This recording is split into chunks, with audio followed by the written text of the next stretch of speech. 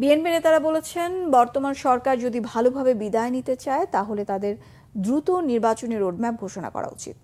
আর মূল সংস্কারগুলো করবে একটি নির্বাচিত সরকার।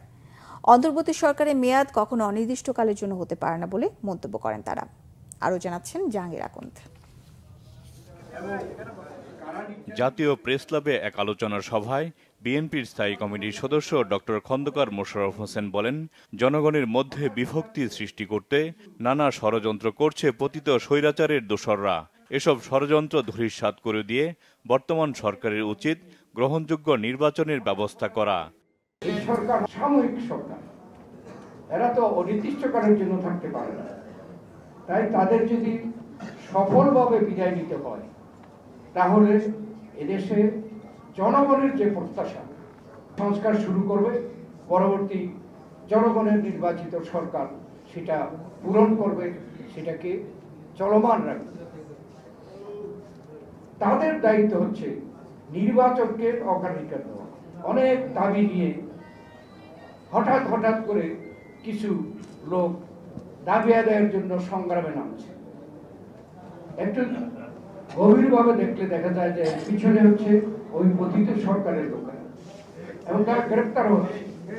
চট্টগ্রামে হিন্দু সম্প্রদায়ের পক্ষে আন্দোলন, সেখানে যখন অ্যারেস্ট করা গেল তখন দেখা গেল পতিত সরকারের লোকরা অ্যারেস্ট।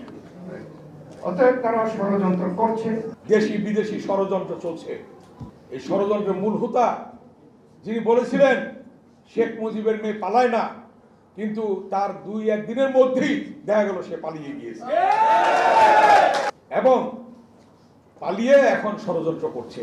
এদিকে জাতীয় প্রেস ক্লাবের সামনে এক আলোচনায় বিএনপি চেয়ারপারসনের উপদেষ্টা জয়নাল আবদিন ফারুক বলেন, পতিত স্বৈরাচার ভারতে বসে দেশকে অস্থিতিশীল করার ষড়যন্ত্র করছে।